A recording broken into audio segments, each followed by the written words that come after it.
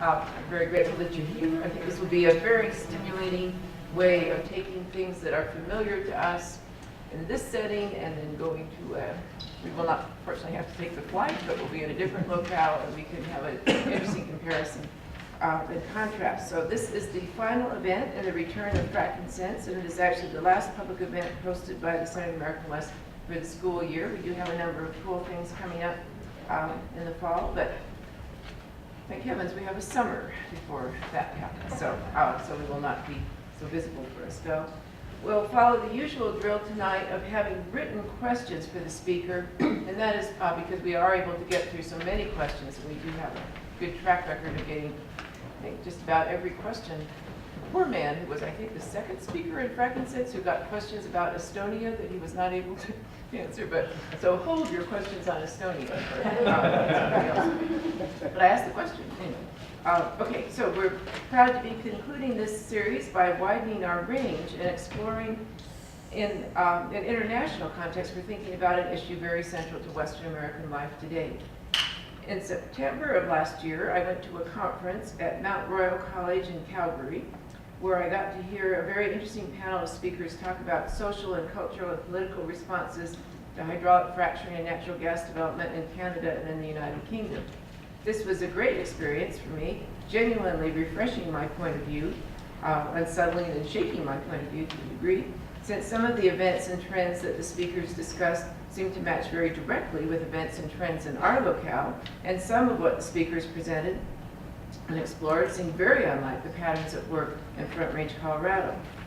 Hearing Matthew Cotton speak shifted me into my talent scouting and speaker recruiting mode, and it was a great pleasure when he expressed his willingness to take one of those long transoceanic and transcontinental journeys and come speak at FrackingSENSE.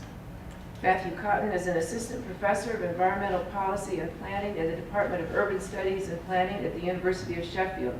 He holds a PhD in environmental science from the Zuckerman Institute for Connective Environmental Science at the University of East Anglia. When I heard Matthew Cotton speak in Calgary, I was struck by the match between his research and our own preoccupations here at the Center of the American West.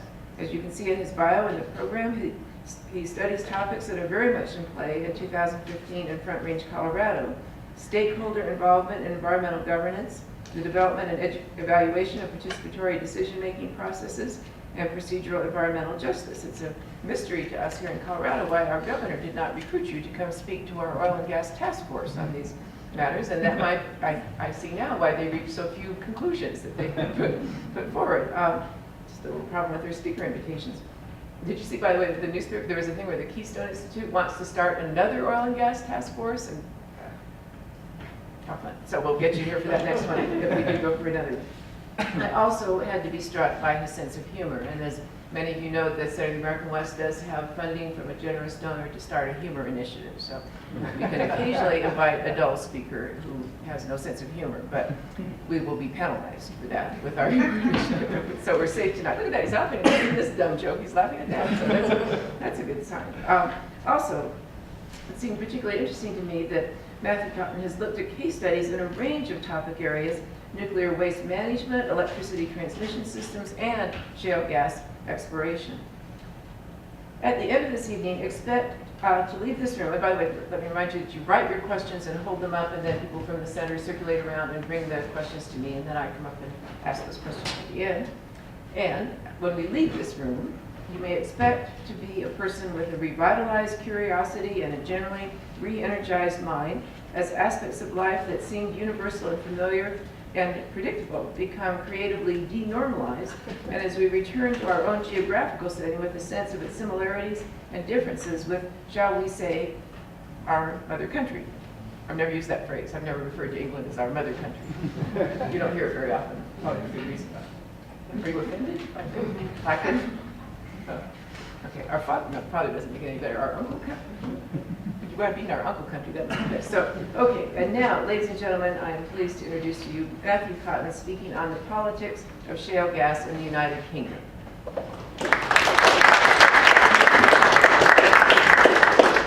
Thank you very much, and thank you very much for inviting me. It's great to be here, and thank you all for coming this evening. So yes, that was a very makes me sound far more illustrious than I think I actually am. But yes, so what I wanted to do today is to present some work that I've done, some social science research that I've done in relation to the politics of shale gas in the UK, and also sort of contextualize it a bit in what's actually going on the ground, because the answer is very little in the United Kingdom at the moment, and I'll explain why in a moment. Some of what I've got today is quite full of social science jargon. I will try and explain it as I go along. It's based on 2 case studies, both of which have very sort of quite peculiar methodological facets. I know that they have a system of asking sort of questions at the end, but please just put your hand up or stop me at any point if you need anything explaining. I have tried to sort of break down some of the jargon that we use, but it's partly, I don't know, it must be an academic thing to just kind of assume that because I talk about these things all the time that you naturally assume that everybody knows what you're talking about, which is not the same thing. So yeah, please feel free to stop me at any point if you need anything explaining. I'm going to start with a picture of, so I'm from the University of Sheffield. This is just a little kind of Google Maps. This is Sheffield. It's not an internationally famous city. It certainly doesn't have the same clout as London. Sheffield is basically famous for 2 things. The first is stainless steel. The development of stainless steel was really kind of first pioneered in Sheffield. The other is, I've been telling everyone, is Sean Bean. Sean Bean is probably the most famous export from Sheffield. Sheffield and it's twinned with a city called Doncaster, which you can't actually see on that map. But if you look in the sort of the band across the middle from Blackpool, Liverpool, Leeds, Sheffield, and Hull, these are all traditionally the kind of industrial heartlands of the north of England. And they're also coincidentally areas of extreme interest to the shale gas industry, because it sits within something called the Holland Bodder Shale Basin. And so a lot of the potential shale gas exploration activities will occur within that region. And these are also areas which are traditionally associated with coal extraction. And Sheffield was one of the reasons why the steel industry grew up in Sheffield, was because it was so close to coal fields. Rather than give you an overview of every single aspect I'm going to talk about, this is just the kind of general themes of what I'm going to talk about. The first is this quote about going all out for shale. This is a quote last year from, actually no, from late 2013 from our Prime Minister, David Cameron, who basically wrote an op-ed piece saying about how the UK is going to go all out for shale. And I'm going to explain a little bit about why that occurred and why that actually hasn't really happened in practice. I'm going to talk a little bit about the political context of the kind of UK energy politics and the regulation of the industry, some of the sort of background and broader contextual details. And then I'm going to talk about shale gas as a form of environmental discourse, and I'll explain what I mean by that. But if like the empirical work that I'm going to present is very much based on this idea of discourse analysis, and I'll explain the different ways in which I do that as I go through. And then I'm going to talk about some suggestions for UK, kind of future UK policy directions. Now, I've included very little detail about the US, and that was really on purpose, because although I'm sort of, been reading about the US, it's obviously really the most important set of case studies around shale gas, but I sort of didn't want to get things wrong. But in the sort of questioning at the end, I think maybe some of the discussion, it would be good to do some comparison between the UK and US cases, but I am going to stick pretty much to the UK throughout. Now, I'm also not going to insult your intelligence by giving you one of those kind of cross-sectional diagrams which shows the sort of the drilling down and the drilling along. I mean, it's one of those, I've included it so many times and everybody knows what I'm talking about by this point. I am going to just give you some generic issues. There are, of course, significant environmental and geophysical impacts associated with the exploitation of shale gas, and this is just a kind of list of some of them. What I wanted to point out, however, is that although these are often called the hard environmental impacts, they are by no means uncontested. The relative seriousness of each of these environmental impacts is something which is constructed through dialogue and through language, as well as through scientific assessment. So fugitive methane emissions, of course, the idea that gas will seep into the air. Methane is it is a greenhouse gas. It is potentially more potent than carbon dioxide in terms of its impact on climate change. However, it doesn't last as long in the atmosphere as CO2. And so the issue around fugitive methane is also one around water contamination. Obviously, you might have seen these pictures of people setting fire to their drinking water. There's also issues around water use and water stress. This is particularly true under a lot of climate change scenarios where drought becomes an important issue. It also can potentially impact upon water costs for domestic consumers if water is being used in high volumes for fracking activities. Seismic activity we can discuss, CO2 emissions from fuel use, etc., the health impacts of fracking fluids and the disclosure around the chemicals. There's also naturally occurring radioactive materials. This is true in some areas where there is fracking taking place, where when you bring the water back up, it contains particulate matter which is radioactive. Then there are all the associated costs with the drilling rig, the construction of roads, and the increased truck traffic for water transportation and things like that. Light and noise pollution from the actual site itself. So these are industrial sites, so they're often lit up 24 hours a day. If you think that this is in a rural area, which is traditionally relatively serene, then you can imagine that these are environmental impacts which local people might care about. However, there are, of course, the so-called hard and soft social impacts as a result. Some of these are around visual amenity and aesthetics.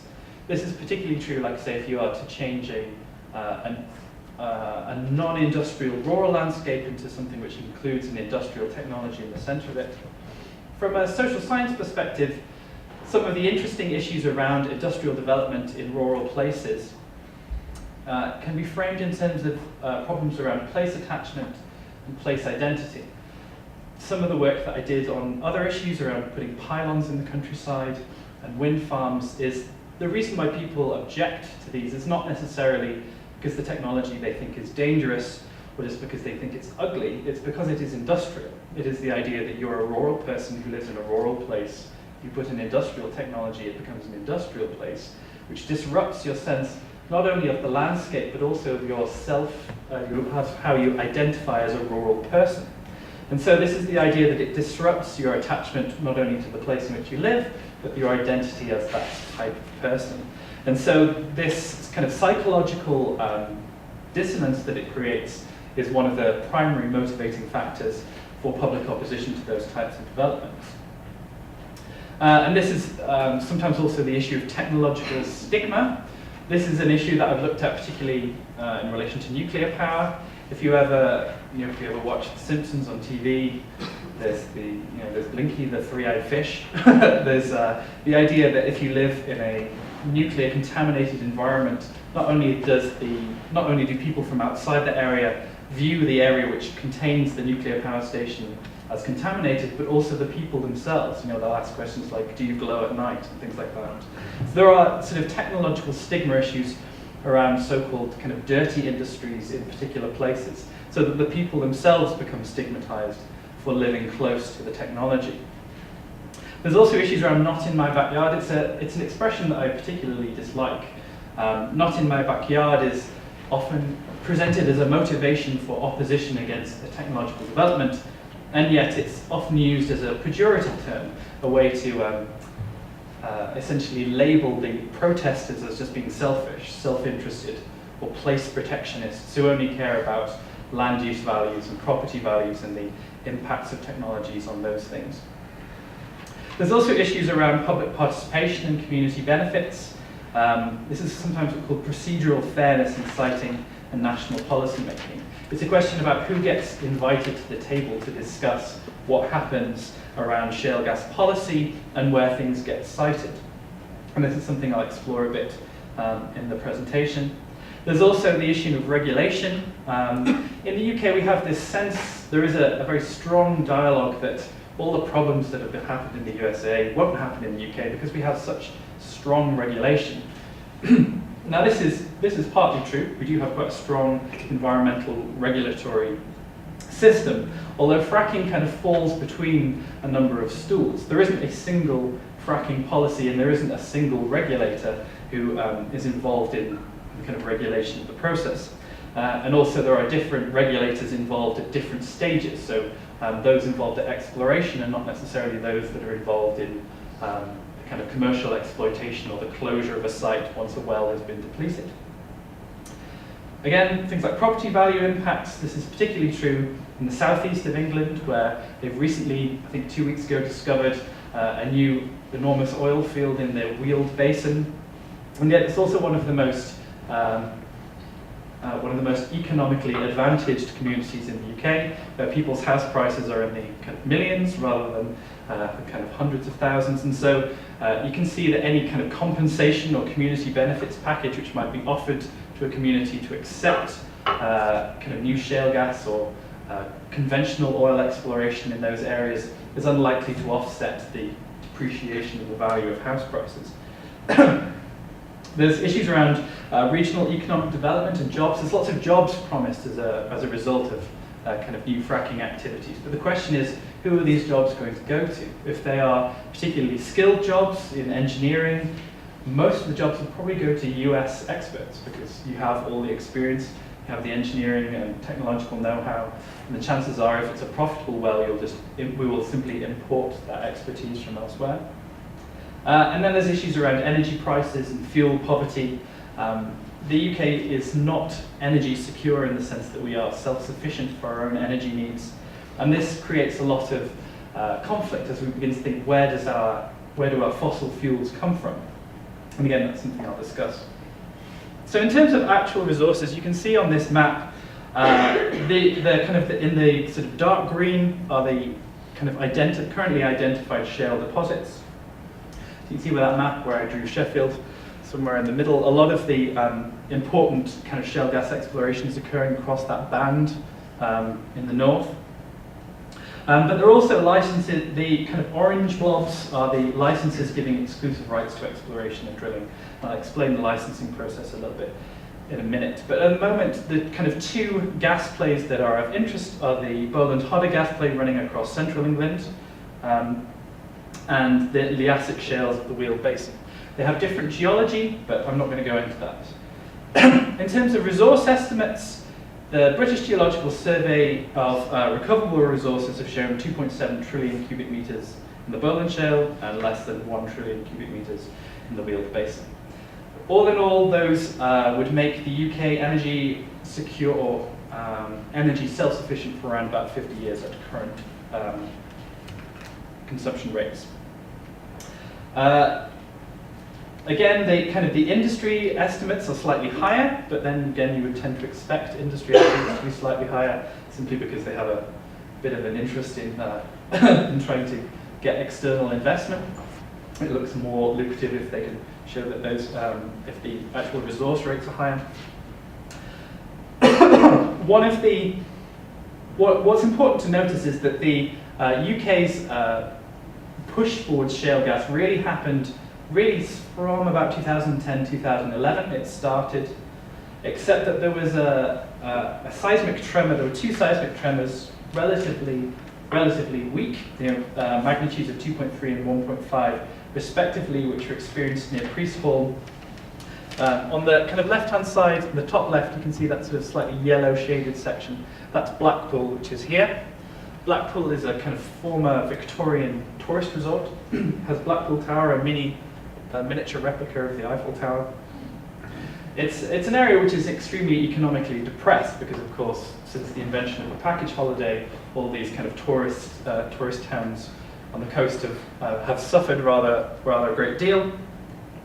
But there's this sense that the kind of seismic tremors were the first time that shale gas was actually put on the map in the UK. It was the first time that the national press had reported on the shale gas exploration activities occurring in the UK. And what happened was, as a result of these tremors, the UK government declared a moratorium on fracking activities until a scientific assessment of the geophysical risk had been done. And when they did that, and they decided that actually the risk was pretty small, the UK government decided to kind of start things off again. And this is really where the political story for shale gas exploration begins. Now, I've called this slide "all talk and no trousers." This is a kind of colloquial expression, which is kind of like you can talk the talk, but you can't walk the walk. It's the idea that there's been quite a lot of survey work by the British Geological Survey, of geophysical mapping, some exploratory drilling, but as yet there is no commercial exploitation of shale resources in the UK. So on the one hand, you have the government who is going all out for shale, but this hasn't really meant an awful lot in practice. And there are various factors which influence this process. So the government has been very keen recently to start exploiting shale gas. And the reasons for this are, there are various drivers. One of the most important is the declining oil and gas reserves from the North Sea. North Sea oil and gas has been a very important economic driver for the UK economy. And I don't think it's coincidental that the UK government in 2013 were really pushing this going all out for shale gas idea at a time when we were going through a process of the independence referendum between Scotland and the rest of the United Kingdom. And the reason for this is that if Scotland had become independent of the UK government, then they would have taken 90% of the remaining oil and gas reserves for themselves. So the tax revenue from that would have mostly gone to this new Scottish government. So I don't think it was entirely coincidental that at the same time, while we're having this independence referendum debate, that the UK government were really pushing the idea of energy security through shale gas. There are also geopolitical concerns over kind of Russian supply of gas to Europe.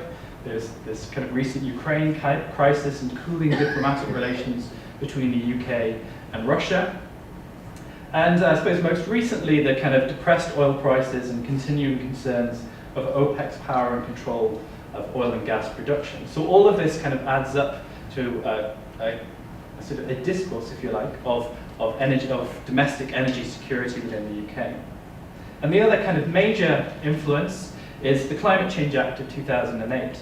The UK is, well, not unique, but it is unusual in the sense that we have legally binding targets for carbon emissions reduction. And so one of the easiest and simplest ways to reduce your carbon emissions is to discontinue the use of coal and replace it with gas. And so you can start to see that domestic, local gas production becomes quite desirable. I'm not going to go through this in a huge amount of detail, but there were various policy measures that were announced in the 2013 budget. These I've kind of divided into what you might call supply push and demand pull strategies. So supply push encourages development through tax incentives. It's basically trying to make it as easy as possible for the industry to develop. Now some of these include so-called pad allowance, so you can extend domestic onshore shale gas production. The idea was that would stimulate a whole load of investment from small companies in trying to, they would essentially get tax breaks for developing exploration activities. And the other is, of course, demand pull, which is about trying to improve the uptake of shale gas within the market. Now, some of these are around the economic benefits of jobs. There was a lot of announcements that it would create 16,000 to 32,000 full-time equivalent positions, and a lot of these would be in the north of England, in areas that are traditionally quite economically depressed. There are also issues around benefits for communities. So the idea is that the United Kingdom Onshore Operators Group, which is an industry organisation, signed a community engagement charter. They basically said that there would be a community contribution of £100,000 per hydraulically fractured site as an initial benefit, and then a further 1% contribution to the local community during the production phase. Now that sounds quite good on paper, but if you compare that to the royalties paid to landowners in the USA, this is absolutely peanuts by comparison. Because I'm from a planning department, I would be remiss if I didn't talk a little bit about planning. The UK doesn't have an energy policy. There is no such thing as a single energy policy.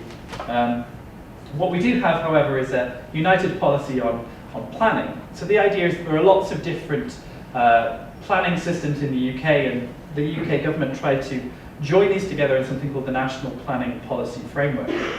Now, in short, when you try and put shale gas into this system of a national planning policy framework, there's lots of inconsistent policy guidance at different levels of government and different stages of exploration, from testing, production, then remediation and aftercare. And also within the NPPF, as we call it, there is a presumption in favor of sustainable development. So it basically means if a developer can prove that there is a sustainable outcome, however that is defined, from their development process, then local councils will automatically grant a planning permission. But given that it is quite a contested extraction technique, councils are not obliged to provide planning permission for fracking organisations. So there's this kind of sense that whether or not fracking is a sustainable technology is something that is deeply contested. Again, so there are lots of barriers, if you like, for new companies to set up in the UK and actually start to commercially extract this. And one of these is that there are lots of levels of different consents you need from various different bits of government. The first is that the issues of mineral rights in the UK are very quite complicated. Some of it goes back to 1066. So from 1066 onwards, there is an assumption that all land is owned by the Crown unless proved otherwise. So what this means is that mineral rights are complicated for oil and gas. So for oil and gas, silver and gold, all of the resources are owned by the Crown, and so a company needs to apply for a license from the government, in this case from the Department of Energy and Climate Change, in order to do any exploration. They then need to secure planning permission from local government, from local councils, to actually develop the site, and sometimes this will involve an environmental impact assessment. They then need environmental permits from the Environment Agency, which is kind of the UK equivalent of the EPA, or any of the other ones, depending on whether you're in Wales, Scotland, or Northern Ireland. And then you also need further consents from the Health and Safety Executive. This is to make sure that the site itself is safe for operation. And you can kind of see that this is quite a long permitting process. So it becomes quite difficult for small companies to actually set up and operate. The issue has been complicated even further by recent developments. There's something called the Infrastructure Bill, which is going through Parliament at the moment. And this has banned fracking in places such as national parks, areas of outstanding natural beauty, groundwater source protection zones, and deposits at less than 1,000 metres underground. What was quite controversial about the bill is that it changed trespass laws to streamline underground access regimes to allow fracking into people's homes without prior consent. At the moment, you can't kind of drill down and drill horizontally under someone's house because you're actually trespassing, because of the slightly awkward land and mineral rights systems in the UK. Now, what was important about this is that the mineral rights themselves are not held by property owners, but there are trespass laws to prevent companies from drilling underneath your house. Now, what the infrastructure bill was going to do was to change this so that fracking companies could do this. However, in the Queen's speech, they said that they would only change these trespass laws following a full consultation on this policy, and the legislation is entirely dependent on the outcomes of that consultation. However, when you actually look at the consultation responses, 99% of the consultees object to the measure, and yet the UK government put it in the bill anyway. So there is this idea that, well, actually, what was the point in saying that you were going to do this public consultation and take this on board if ultimately you're going to make a decision to include it anyway? And this is the idea that there is a kind of democratic deficit at the heart of this policy. And in academic terms, we can call this what's called post-political decision-making, or post-democratic decision-making, which is that the government really had already decided what they were going to do, and the actual political process of the democratic process of public consultation was really just a kind of a smokescreen. Now, in political terms, what we can start to see from sort of 2011 onwards is this sort of constellation of actors starting to arrange themselves around the issue. Now, I'm going to explain some of these people in a little bit more detail when I go into the data. But you can start to see the guy on the top left is Francis Egan. He's the CEO of Quadrilla, who has been in the news quite a lot. You have George Osborne, our our Chancellor of the Exchequer. You start to see protest organisations. In the bottom left, you have Caroline Lucas, who is the only Green MP only Green Member of Parliament in the UK. She was arrested for taking part in the Balkan protests. In the centre is a guy called Lord Howell, and I'll explain his involvement in a minute. And then you start to see international companies moving in. You've got various government departments. What we can see is that there are all these sort of various different actors which all have a bearing on the policy process. But like I say, there isn't a single policy. So what we would need to do is then to look at the ways in which various coalitions are formed between these different actors and the types of things that they say about shale gas and how this then influences the policy that is produced. And as a sort of social science project, the bit that interests me is to look at shale gas as what we might call a form of political discourse. And the first study that I want to talk about is what's called an argumentative discourse analysis. Now, discourse in this context refers to the ways in which language creates reality as well as reflects it, and how structures revealed within language can influence politics. It's kind of the idea that the language that we use around this issue doesn't just kind of reflect something real that's happening, but actually the types of language that you use structure both the problem itself and the types of solutions which become politically acceptable. Now, the analysis that I use is based on the work of a guy called Martin Heyer from the University of Amsterdam, who developed this argumentative discourse analysis technique. And he refers to discourse as an ensembles of ideas through which meaning is given to social and physical phenomena. Now, what the point of an argumentative discourse analysis is to trace the kind of linguistic regularity found in policy debates, to look at the different positioning of actors within those debates, and what he calls sites of particular discursive production. Now, this could be in newspapers, it could be in policy documents, it could be on signs wielded by anti-fracking protesters. There are lots of different ways in which language is used to try and push particular policy positions. And so the method itself focuses on how discourses and the various actors, the individuals and organizations involved that are embedded within them, coalesce around particular themes and problems that are seen as representative of a larger or more complex reality. Now, that's the kind of the technical definition. Really, what we're looking at are two things.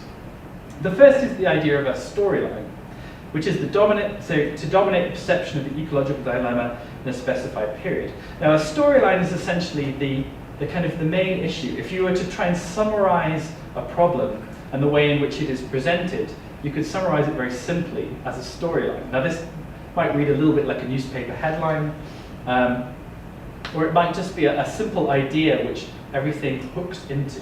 And I'll explain some of these storylines in a second. And the idea is that when different people or different actors and organizations share or co-construct storylines, they form what's called a discourse coalition. And these actors can also draw upon different, sometimes conflicting storylines and then move between discourse coalitions. So I'll give you an example of how this works.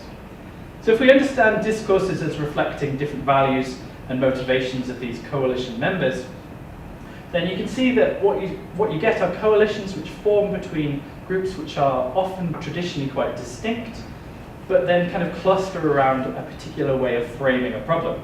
Now, a good example would be how conservative MPs in the southeast of England, which represent kind of rich landowners, usually very kind of pro-economic development, form a coalition with green political perspectives and green activists, because as this newspaper journalist Neat suggests, fracking is a highly emotive subject that has galvanized opinions across the political and environmental spectrum and threatens to align some of the highest ranking members of the Tory party with a new generation of eco-warriors. What you start to see is that young men with dreadlocks and old white men who are business owners themselves and Conservative MPs are usually using the same language, talking about the same issues in order to protect the same kinds of spaces.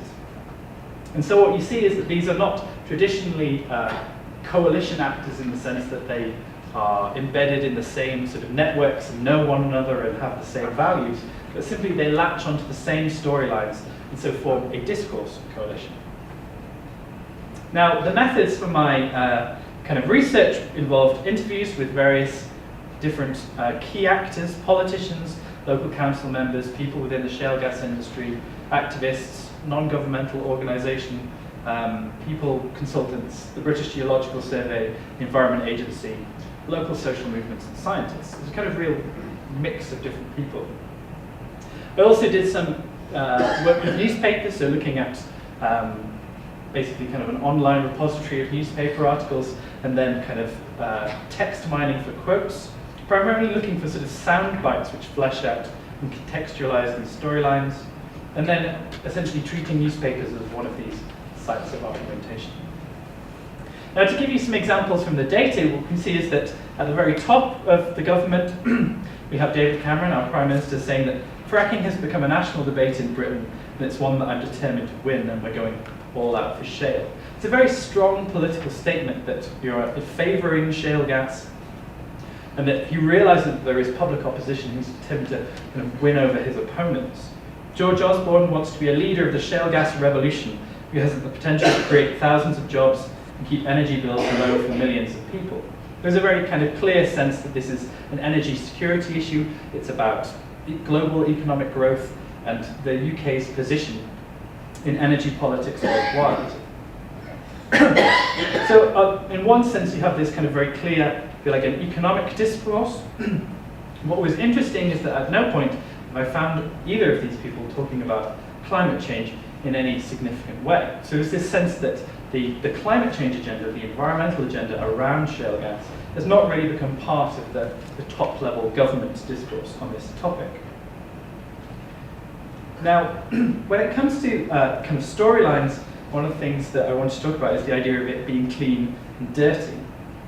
Now, I've included these terms clean and dirty because these were the sort of types of metaphors used by various different interviewees, and that's within the newspaper articles to describe the fuel itself.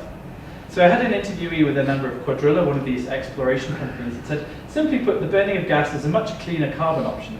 In fact, it's one of the cleanest, if not the cleanest, of the carbon sources to get domestically. But then if you look at the statements from Caroline Lucas, the Green MP I mentioned who was arrested, says it is deeply irresponsible to try and extract this gas. It is a dirty, dangerous and dodgy energy supply which is still not understood well enough. And when I interviewed someone from Friends of the Earth, they kind of concurred. It's even dirtier than tar sands because it causes methane to increase. And so if we look through the sort of corpus of materials, we see words like clean, clean burning, cleaner than coal, compared with dirty, toxic, messy and contaminating. Now, this is important for two reasons. The first is because dirt is used as a comparator. Shale gas is not intrinsically clean or intrinsically dirty. It is only clean or dirty when compared to other forms of energy production. So this is what's called an emphasis frame effect. You're essentially trying to persuade an audience through comparison. Another example of an emphasis frame might be to say your yogurt contains 5% fat, or saying it's 95% fat-free. You're giving the same information, but you're emphasizing different elements in order to make a particular point.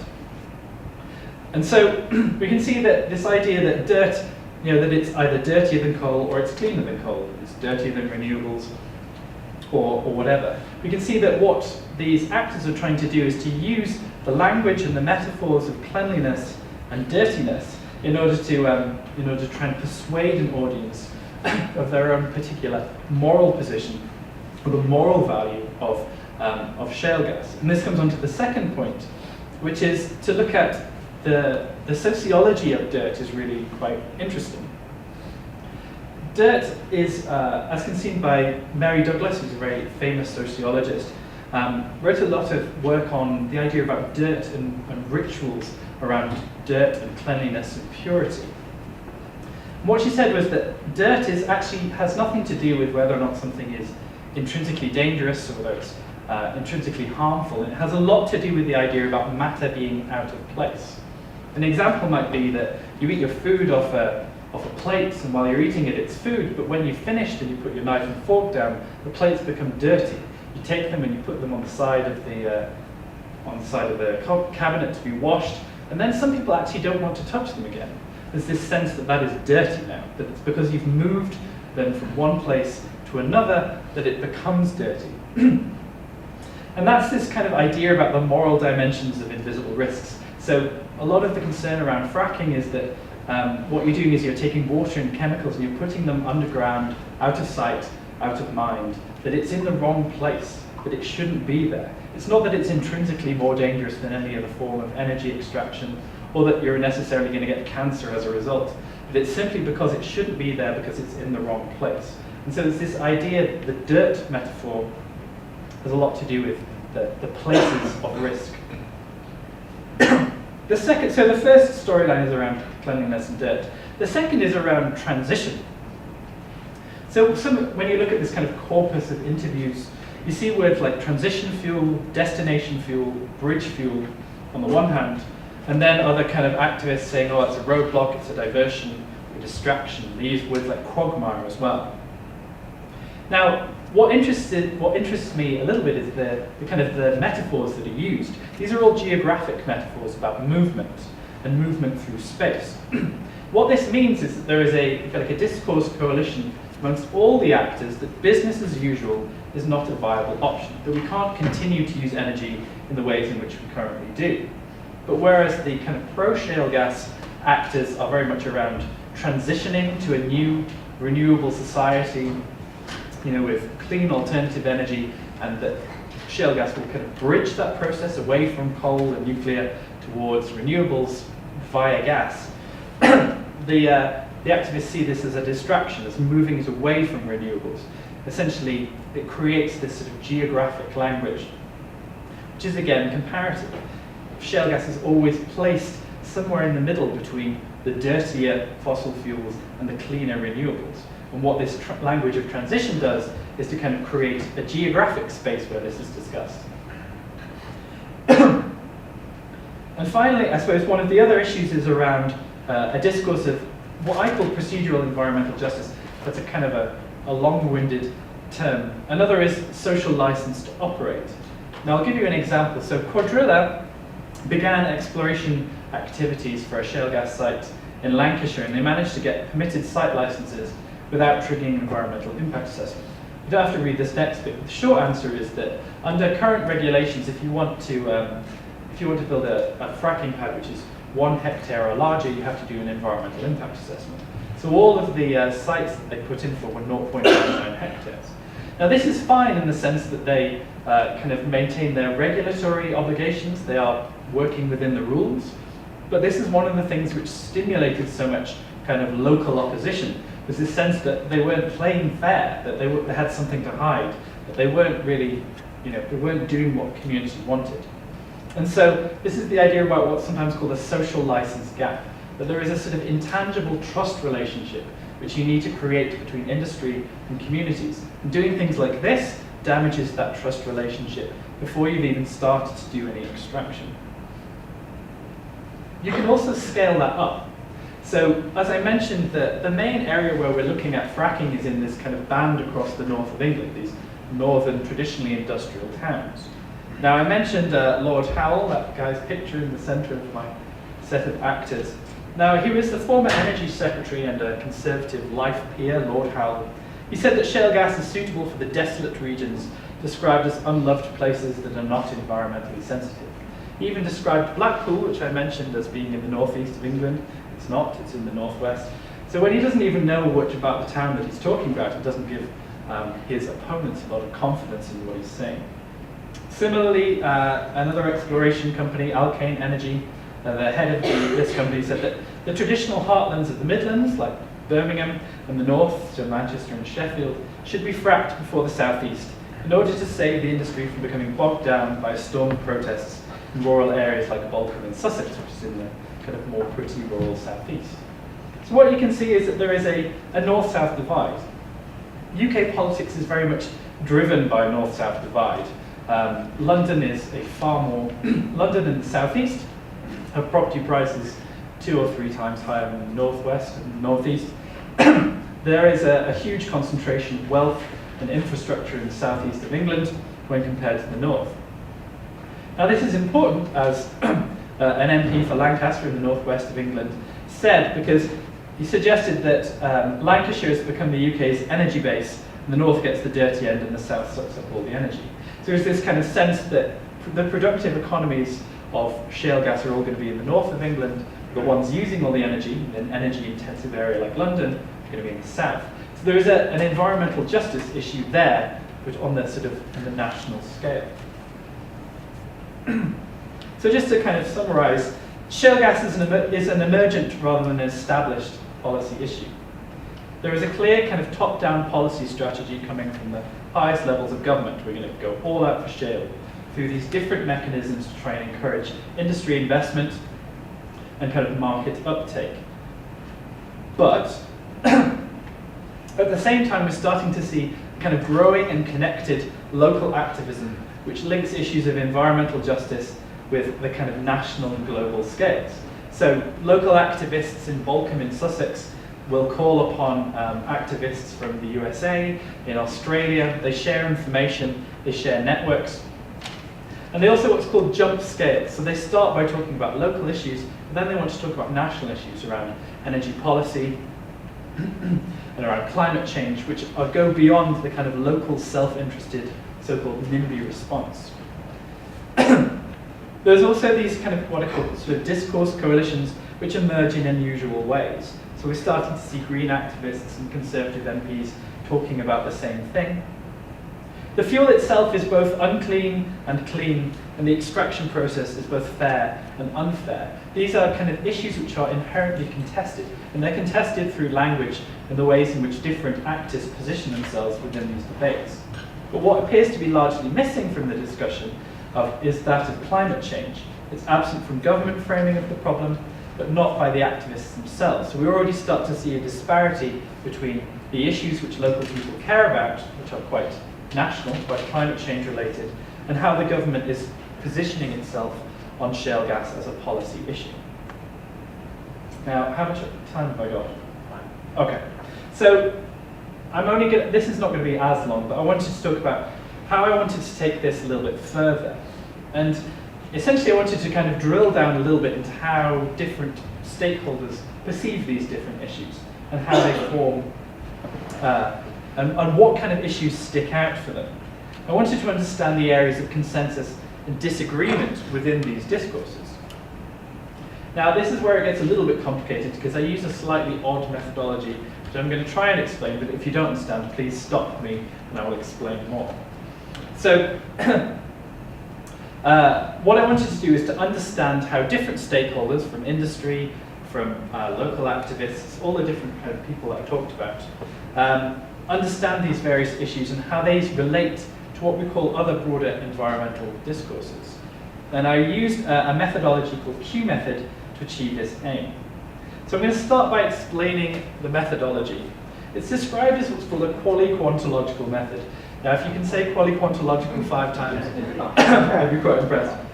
It's quali-quantological in the sense that it's not really a quantitative method using numbers, and it's not really a qualitative method using sort of words. It's a sort of weird mix of the two.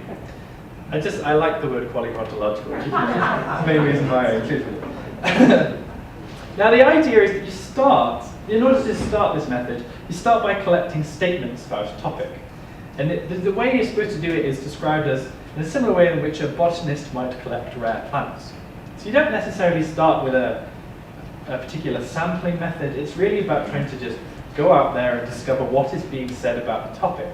And you collect kind of key tidbits of information and you just kind of store them. Now what you then do is once you've got this big corpus of materials, and in this case, because I already had loads of interviews, this was a good place to start. I had a look at loads of stuff from newspapers, and I went and looked on websites, and I went on comments forums and blogs and things like that, is you sort of collect all of these statements, and then you just kind of sample them to form what I think is a sort of microcosm of this broader set. So what you need to do is collect a smaller number of statements, usually sort of 30 to 40, which try and represent all of the key issues that are being discussed in this broader set. Now this is what we call the Q set. Now the idea is that you then find some stakeholder participants and you give them these statements and they have to then sort them into the ones which are most like their perspective, the ones which are least like their perspective. You then take all of these Q sorts together, and then you do correlation and factor analysis. That bit's not particularly important. But what you end up with is a series of, if you like, kind of aggregated positions. These sort of idealized or generalized positions as an aggregate of all the different Q sorts. Does that make sense? If it doesn't, I'll explain a bit more. So the method is slightly different. It's to a social survey. So if you've ever completed a social survey, you'll know that what you do is you have a series of questions, and then you have a population of people. The idea is that the questions try and sort amongst this set of people.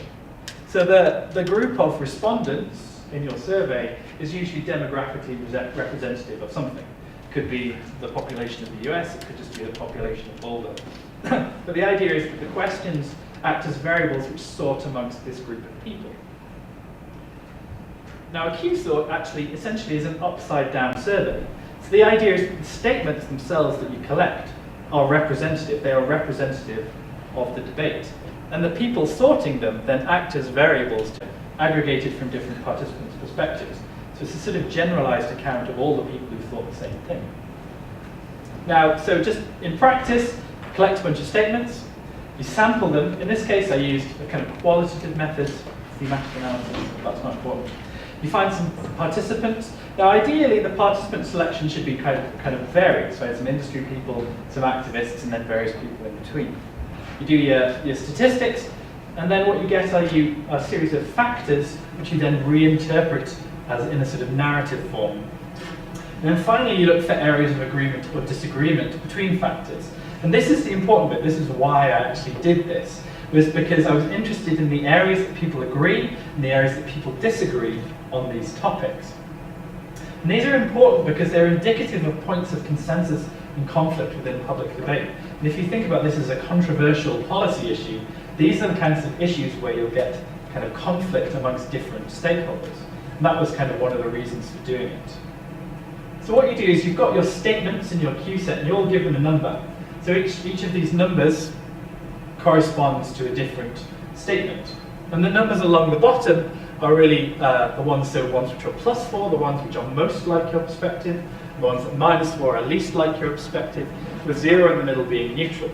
And the idea is that once you collect, in this case I had 28 of these, which is quite high for a Q method, study, you then look at correlations between every single Q sort, and then you do factor analysis to see where kind of clustered issues stick out.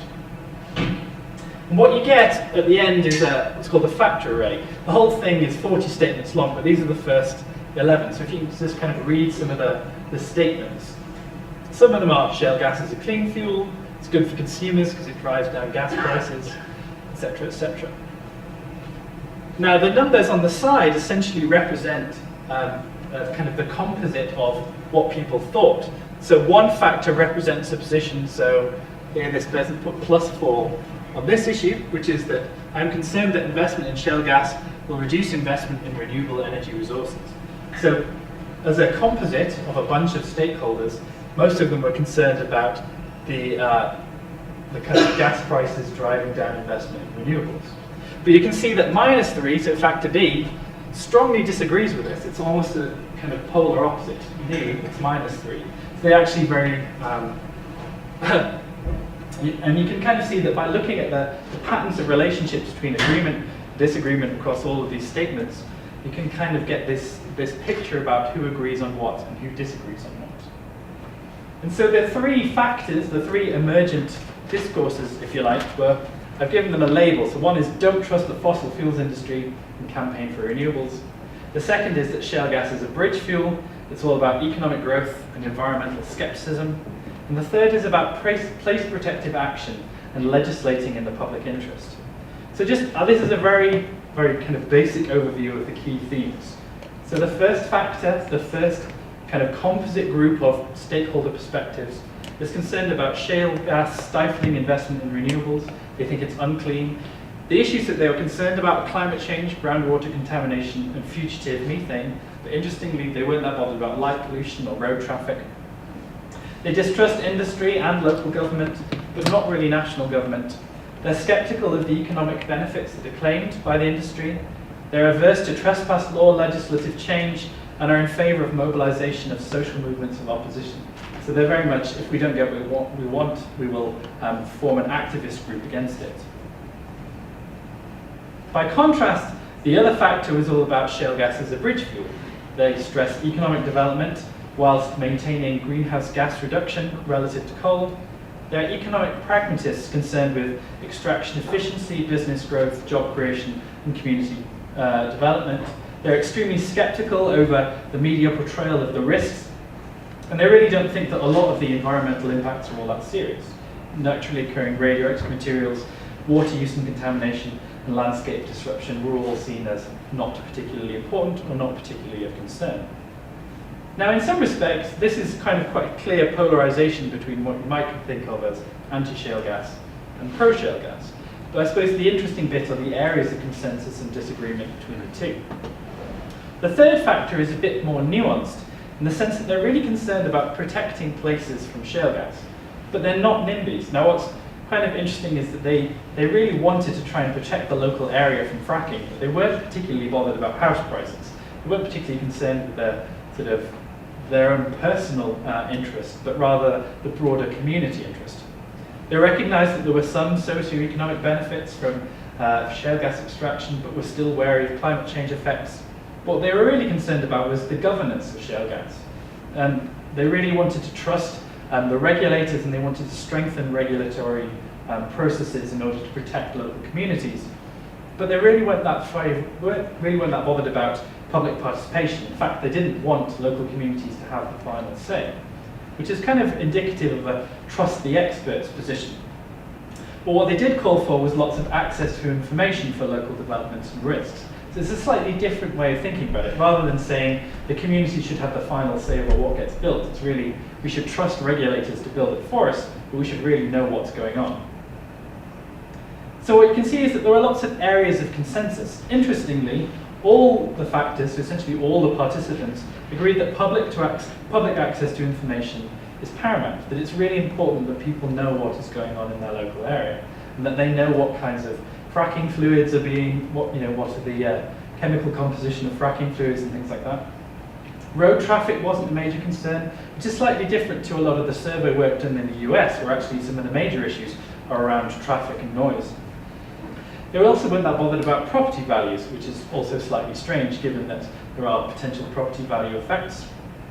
And this idea about disruption of place attachment. This is a statement about if you build a fracking well near my home, I will move away from the area. That's one of the classic signs of, if you like, disruption to place attachment. The idea that if you build something close to where you live, you will actually try and move away from the actual development. So no one thought that was a major concern. And they also weren't that concerned that activists were influencing local communities. This was a kind of an issue that had been brought up. A lot of kind of local activism against shale gas wasn't really truly local, that it was actually coming from outside, that you're getting green activists from other parts of the country moving into a space in order to kind of push their own agenda. And no one really thought that was a major issue, which was quite interesting. Now, what you can kind of see is there were lots of different areas of conflict between these different positions, mostly around shale investment, trust in the industry, whether or not it was clean or a bridge fuel, local benefits and job creation, cash incentives to local government, and local community control. So you can see this, I've done A versus B, A and C versus B. What you can kind of see is that A and B are really polarized on pretty much everything, with C kind of mediating between the two on various different issues. So in some respects, you can kind of see there is a clear anti-shale gas and a clear pro-shale gas discourse. But the ones that are really interesting are the ones in the middle, the ones who are kind of both pro and anti. And so I think factor C is probably indicative of a kind of more on the fence position. And those are the types of interests that we need to kind of explore more fully in public dialogue, particularly as it becomes very polarized between pro and anti positions. Now, finally, this is more of academic interest rather than possibly to you, but there's a very quite famous political scientist called John Dreitzek who wrote a book called The Politics of the Earth. The idea is that environmental discourses, every environmental problem falls into one type of framing, and a whole bunch of different ones. I think there are 8 in total. But I've got them at the bottom. So they've got sustainable development and democratic pragmatism, ecological modernization and economic rationalism, and administrative rationalism. Now, to explain those slightly more detail, sustainable development is the idea that we must care for the future and that we must try and build things which are renewable rather than non-renewable. And democratic pragmatism is the best way to do this is through democratic process, through local public participation in environmental decision making. And so that, if you like, that is a broad discourse about how to solve environmental problems, and that relates to the idea of a macro discourse, a broad thematic element of how to deal with an environmental problem. And what we can see is that factor A, as a micro discourse, as a set of statements about the problem, relates to this broader theme. Does that make sense? And similarly, factor B is about what's called ecological modernization. This is the you can have your cake and eat it model of environmental problem solving, which is that we can develop technologies which are environmentally beneficial, which benefit both economic growth and the environment at the same time. And finally is one that's called administrative rationalism. This is the idea that the experts know best, and that really if we leave this to experts, the technocrats, to make the decisions, we'll ultimately come out with a better policy solution. Now the important bit, and the final conclusions, is that we can see in both of these different studies that language and discourse structure both the problems and the types of solutions that are produced. Now the Q method basically reveals the areas of consensus and disagreement that are beginning to emerge within political discourse on fracking. And these are areas that can be explored in a lot more detail in future research. Now, as I mentioned before, there are various democratic deficits in energy policy. The idea that there are public consultation processes, but the government isn't listening, that there are kind of ways in which shale gas organizations are sidestepping their public consultation obligations by using regulation to to avoid things like environmental impact assessment.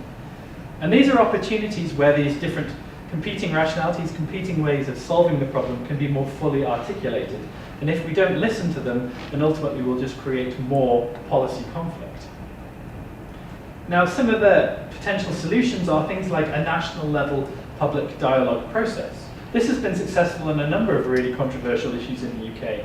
One was called GM Nation, which is a large public consultation exercise on genetically modified organisms in the late 1990s, early 2000s, which ultimately was quite influential in the moratorium on GMOs in UK agriculture.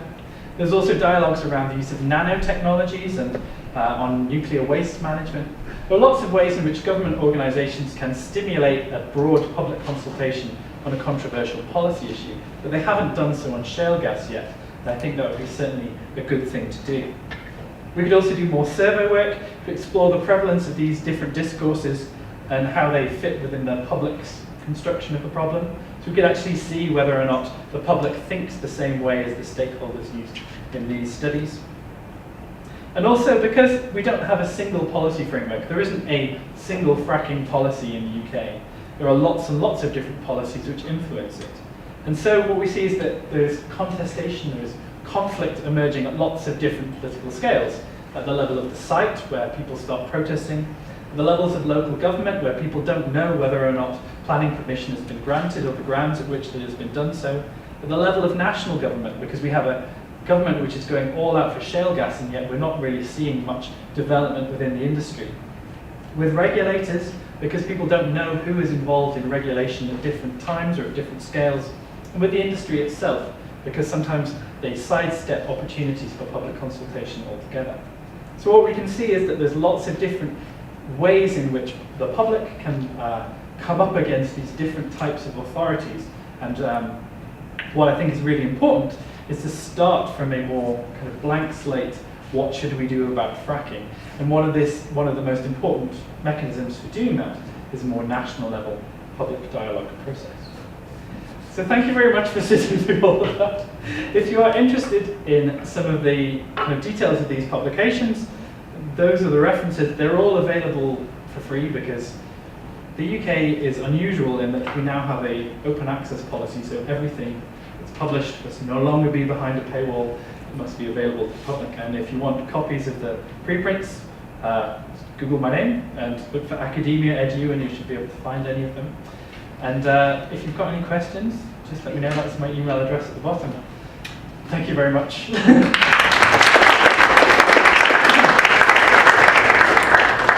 Come up here and ask some questions. Okay. But I'm going to start with, first I'm going to get my glasses so that I can read the questions, but, oh, that's what it was. I'm going to start with the question of the national dialogue, because I don't know that we have that custom here. And what is that, and how is it conducted? And if you could, do we have a national dialogue here, and am I just missing that? It seems like that's a very novel. Yes, I mean, I think in the US, because there's the sort of federal state level distinctions that are often made. So in the UK, it's far more unified in the sense that you can have a national dialogue, a little bit smaller as the country goes on. But yeah, so as I mentioned at lunchtime, we were talking about nuclear waste, and there was because nuclear waste was so difficult to cite, the industry kept failing to find a site for a nuclear waste dump or a nuclear waste repository. And so they went back to a sort of blank slate. Let's start with the options. They put together a scientific committee which they treated what was called science on tap but not on top. So the idea is it had a load of scientific experts who would provide expertise. But ultimately the process was guided through a public and stakeholder consultation process at the national level, which went on for about 5 years. And I think that kind of model could very much be applied not just to fracking necessarily, but to energy policy more generally. Because I mentioned there isn't such a thing as energy policy in the UK. There are lots of different policies which variously impact upon energy production in different ways. But for example, there is a huge distinction between, if you want to build a wind farm, for example, if you build it a certain size, it comes under one planning regime. If you build it a bit bigger, it comes under a different planning regime. So there's absolutely no joined up thinking between local government and national government for what the strategy should be. It's all very led by the kind of the private sector. So developers say, I want to build this, and then the planning process is supposed to sort of catch up afterwards. So I think really what we need is a far more strategic and kind of joined up public consultation focused way of looking at these policy issues. I'll respond to my own questions and get the groups out here. Here's an interesting one on methodology in the Q method. If shale gas and oil development is not being practiced, where do the sample participants get local information? If there's nothing. That's a good point. Yeah, so it is in the sense that there are lots of exploration activities going on. So there are, I think, something like 360-ish different sites which have development consent for an exploration license, but there is no commercial extraction. So there's no one's making any profit out of all of this. But still, the UK is, unlike the US, has signed up something called the Aarhus Convention. The Aarhus Convention is it's a UN convention on public access to information on environmental matters, public participation, and environmental justice. What this means is that developers have to provide a certain amount of information to local communities in advance of a development, and they also have to include opportunities for public participation throughout. So I think what's interesting is that has become quite a normal thing in UK environmental politics, that you provide a lot of information. Whereas in the US, I think there's a lot of concern that companies are withholding information, particularly around what's in the fracking fluids. Whereas in the UK, I think it's not quite as serious as that. And partly that's to do with strong regulation as well. So the Environment Agency is very clear about what companies need to do in terms of giving out information. And they're penalized. There's penalties or not. Yeah. Different. Well, the penalty is you don't get your permit. In essence, you can't do it until you've already. It seemed like that was rather tangled in terms of all of the different regulatory agencies and the permitting thing. So it's striking to me that you can have such a tangle of different levels and jurisdictions, but out of that could come a fairly consistent policy on disclosure. Yeah, yeah. I mean, there are still some protections for companies based on commercial sensitivity. I mean, there is still a little bit of a grey area. Not very information solution. But it doesn't seem to be as severe an issue as I think has been raised in public dialogue on these issues in the US. Still a little bit on that question of what people are experiencing.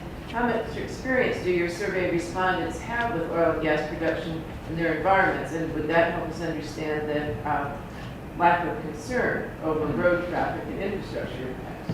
Yeah, I think that's definitely an important point. In the paper itself, I do kind of equivocate a bit on that issue, because just because it isn't seen as an important issue doesn't mean it isn't an important issue. It just means that the respondents themselves don't have a lot of experience. And so you're right, although some of the respondents were from affected areas, and some of them weren't, and some of them worked in the industry. So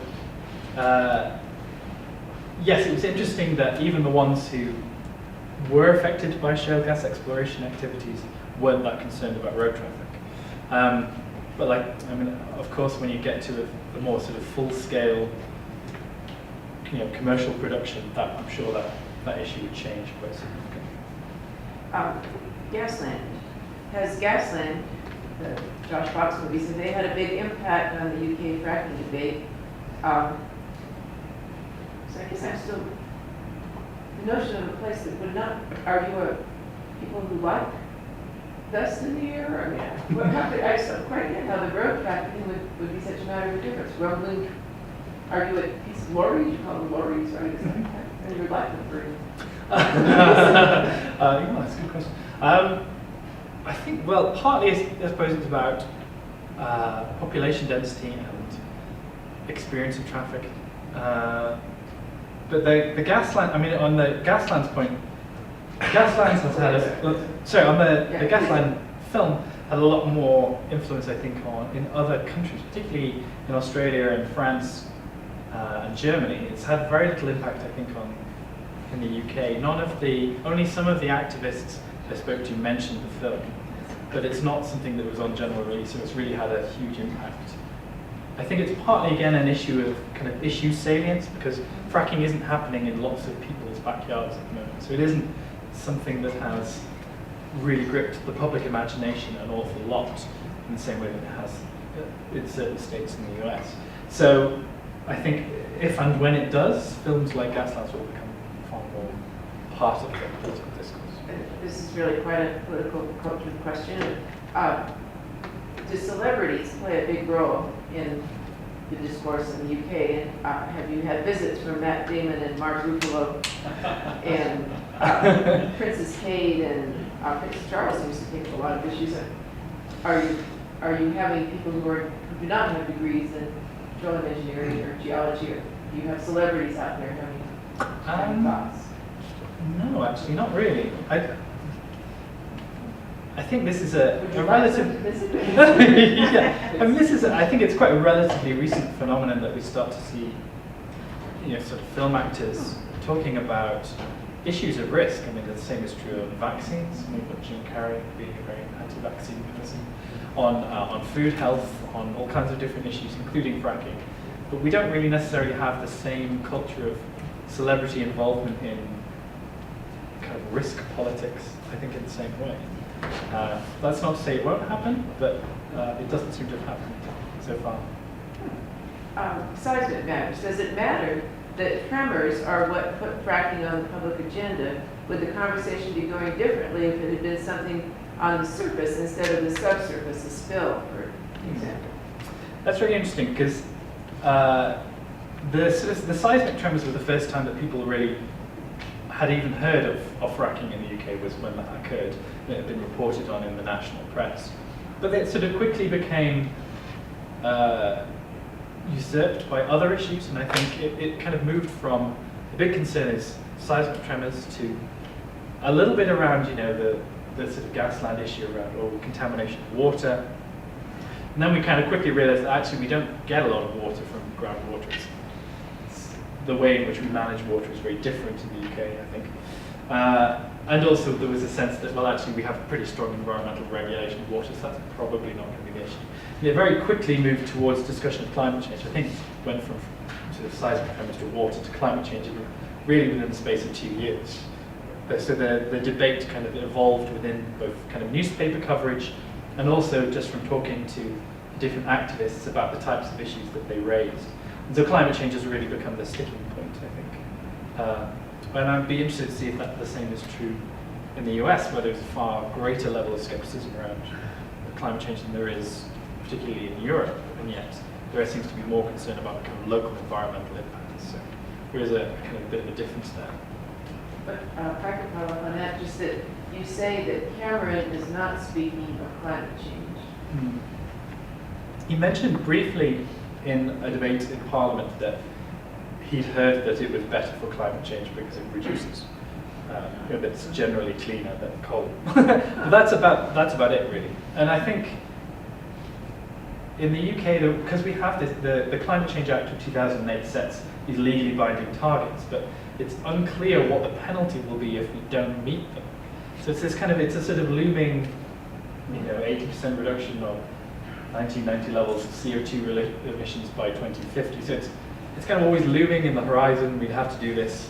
But we're not sure what the penalty is going to be. And it doesn't seem to affect politics on the ground. And a lot of that is to do with the sort of short-termism of election cycles.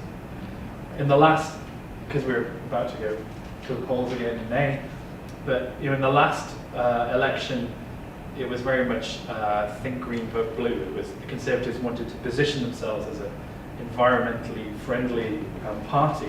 Then as soon as they got into power, they just totally abandoned that discourse, that rhetoric altogether. They rarely talk about environmental issues at all. And their performance on all kinds of climate change and environment-related things is pretty poor, as you might expect from a political party which is generally more concerned with economic growth during a time of recession. So it's kind of, the environment has been pushed to the back seat simply because we've been trying to get out of recession since 2008. So as you might expect, environmental protection has become a less important issue. And yet the quotations you had of the folks in the South, or not folks, the aristocrats in the South saying, oh fine, do it there, do it in the desolate regions. Yeah. That's environmental concern about their own area. Sure, but I think, again, it's partly about the divide between sort of different political constituencies. So all these cities in the north are all traditional Labour strongholds, so the Conservative Party are likely to lose votes and lose seats as a result of kind of pushing it out of the southeast, which is more traditionally, and also kind of rural farmland areas, which are also traditionally conservative.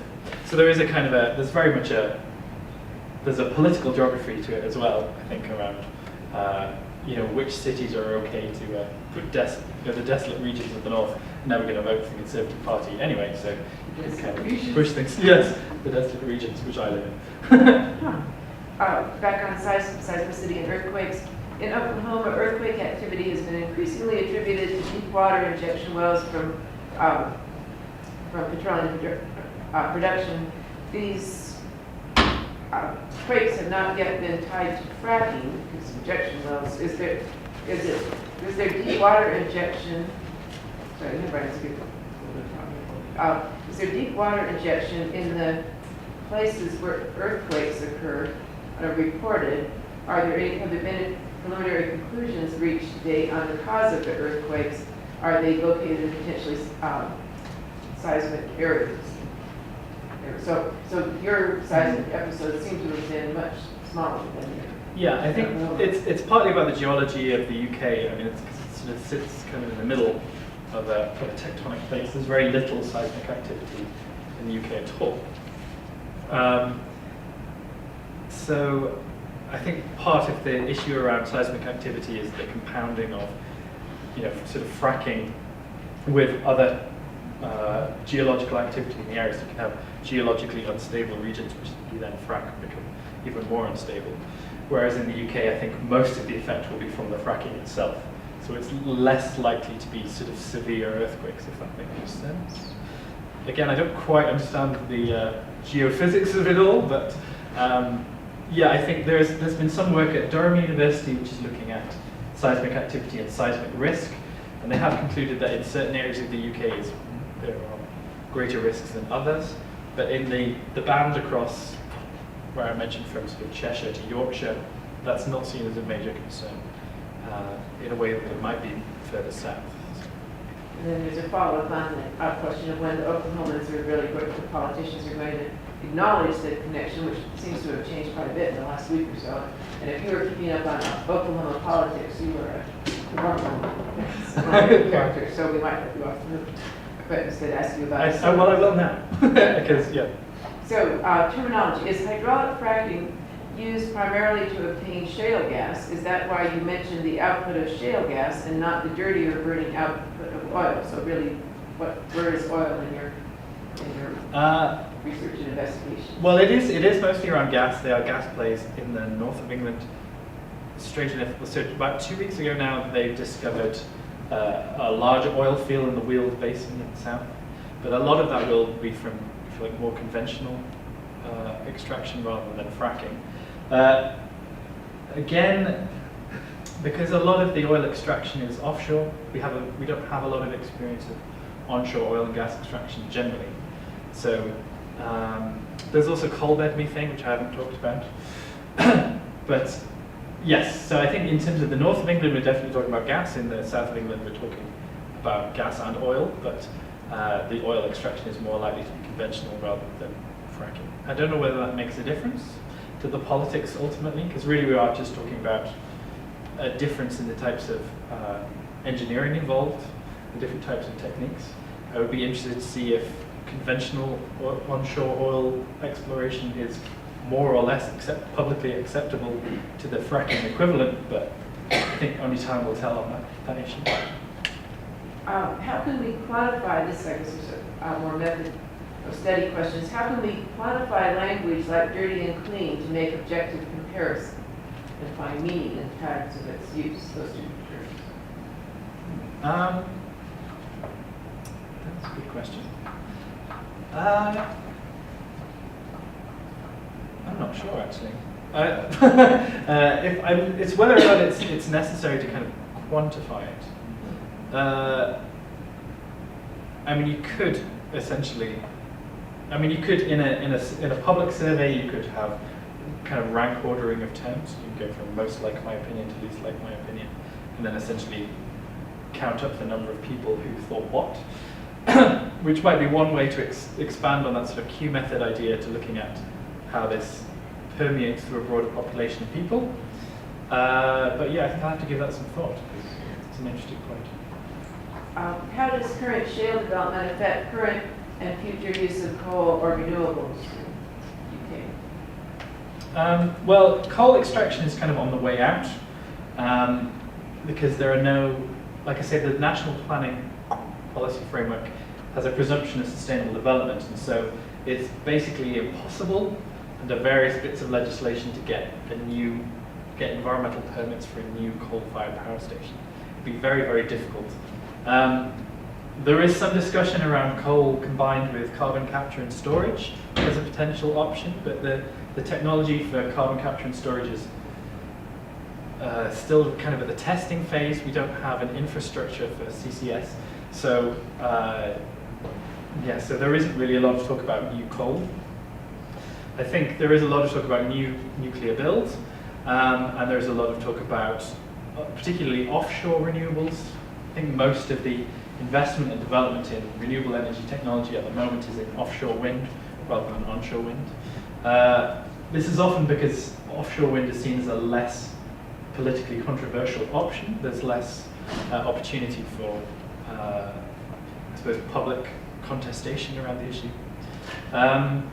So yes, there's like I say, because of the Climate Change Act of 2008, we have various obligations for renewable energy and increasing the capacity of renewable energy within electricity systems.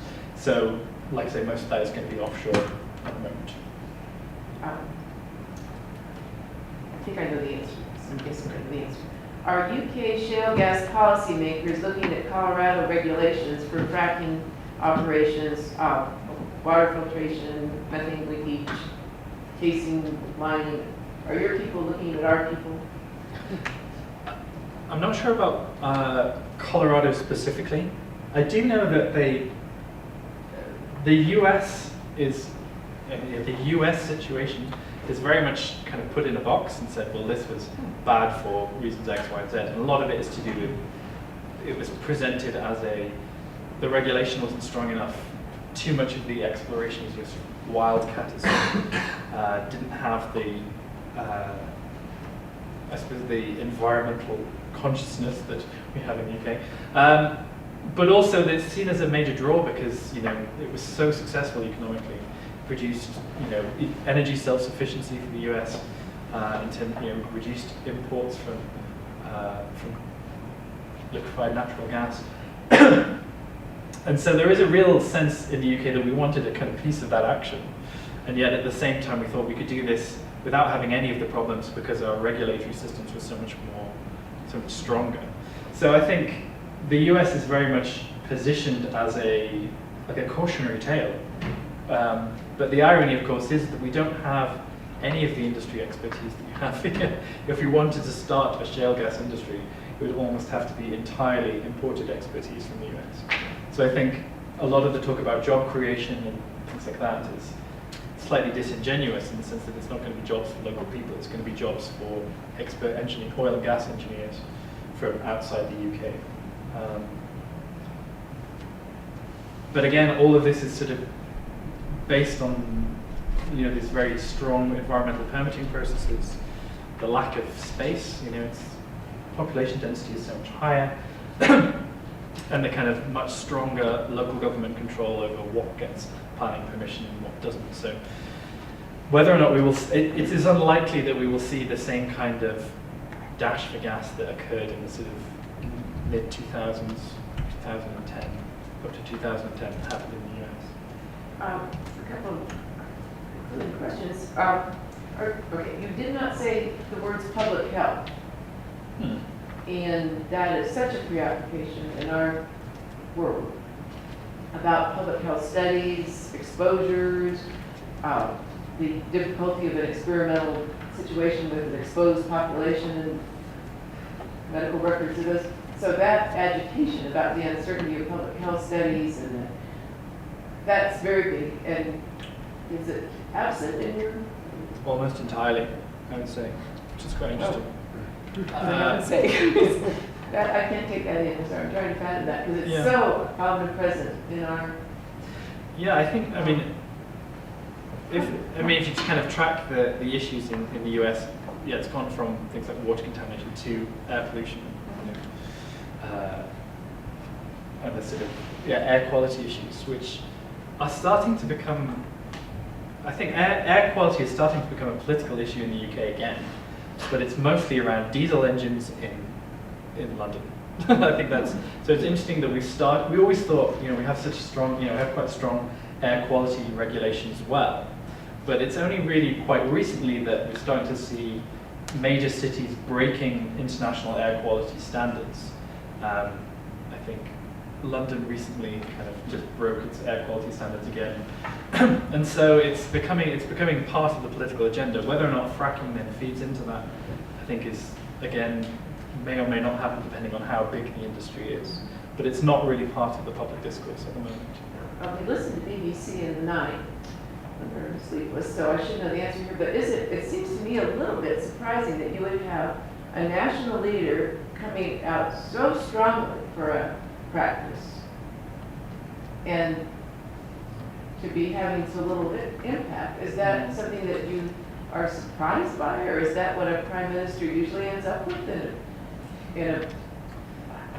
I don't know. I'm still puzzled by how you could have somebody and not having a changeover in government. So okay, so what happened there? Does he not give his speeches effectively, or is he? Yeah, there is a really good paper on this that she just published in a conference paper recently, which I can send you the link to. I'm trying to remember what it's called, but yes, we have a very strong, clear message from government, and yet there doesn't seem to be an awful lot that's happening. That seems to be really true of a lot of British politics.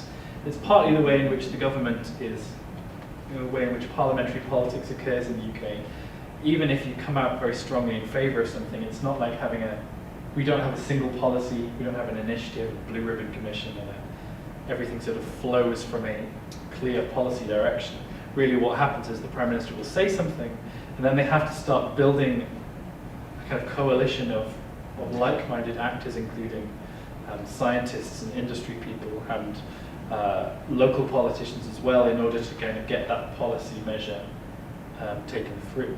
So although they have some policy levers that they can pull, we mentioned all these things about tax and community benefits and all these kinds of things, but really there are so many barriers at the moment for industry to develop these things commercially that there's going to be very slow uptake, and it'll be piecemeal and it will be contested at every single site, I think, because there are so many levels of local government and local activism that will occur at each site. I think the idea of having a totally fracked north of England is just highly unlikely. And so in some respects the government can say whatever it likes, but there are so many levels of regulation and local government control and also the need for industry development that there's not really that much they can do to push the industry through. So, and my last question is about the Factor C people who are interesting, and that seems to be a group you want to return to and learn more about, because I think for us, because in our world, the Factor C people don't form organizations, don't appear with signs, they're not reclusive, I would say that, but they don't form organizations and push their cause. So these folks, I guess we would say in the middle, we said in the middle, who are those masked people? And you found them through your, but I can't even say qualification. So I can't find them like that. But are those people going to become more audible, or is there a way that people doing studies like yours could give them more of a voice or a presence? Or? Yeah, I mean, I think this is the idea about the kind of national level public consultation processes. I mean, there are lots of different types of methods you could use for a national level public consultation, but one of the advantages of those types of processes is that it doesn't just become an industry versus activist conversation, that you essentially tap into the knowledge and the experience and the values of people who don't necessarily see fracking as the most important issue affecting their lives, but nevertheless will come to various conclusions about the acceptability of the technology and the process when you expose them to information, when you expose them to experts and to discussion amongst themselves. So I think, there was always going to be a silent majority who are slightly skeptical but have particular positions and opinions that they want to express. I think those Factor C people are certainly worth exploring in more detail, but in part because their position is less easy to predict than necessarily a clear anti-shale gas position or a clear pro-shale gas position. So exploring the sort of dynamics of all of that, I think is definitely worth further research, and also feeding that back into how you make policy, I think is quite important. So it doesn't just become a sort of talking shop of people talking about interesting issues, but ultimately has no influence on what the government does. I think my prediction was proven, that we leave this session with different ideas than we might have come in, that things have been denormalized and shaken around for us, or maybe I'm still just in that stunned, you're not going on about public health. You got this. So it's so interesting to have had that experience. Do you have any concluding remark you would like to make? Remarks. If not, that's fine. You made so many interesting remarks. Thank you all for coming over. I apologize slightly for the rather social sciencey way of looking at this, but I think it kind of taps into lots of different issues which are not really very well explored at the moment in the UK. I mean, this is all quite small-scale funded research. It's qualitative. It's done by me and a graduate student. And we do need to look at this on a much larger scale. I think there are opportunities to do that through research, but there are also opportunities to do that through public policy making. I think one of the important things is to kind of tie these public responses back to the government, which is implementing these things. And and I'm certainly interested in what's going on in the US and how those debates are developing. And it's interesting that there is quite a lot of increasing sort of fragmentation in different states and different communities.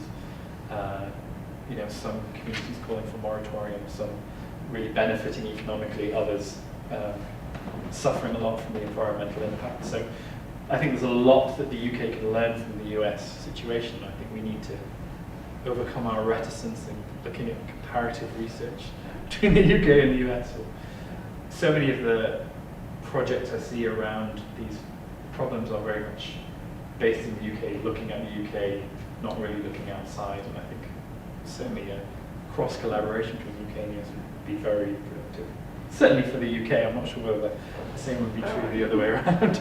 In fact, during his visit, we will be talking about future collaborations with the Setting American West and Matthew, and to make sure that those future collaborations are positive and affirmative. We are not, that was an empty threat when I said we would send you our celebrities. We're not doing that. So could everyone join me in thanking our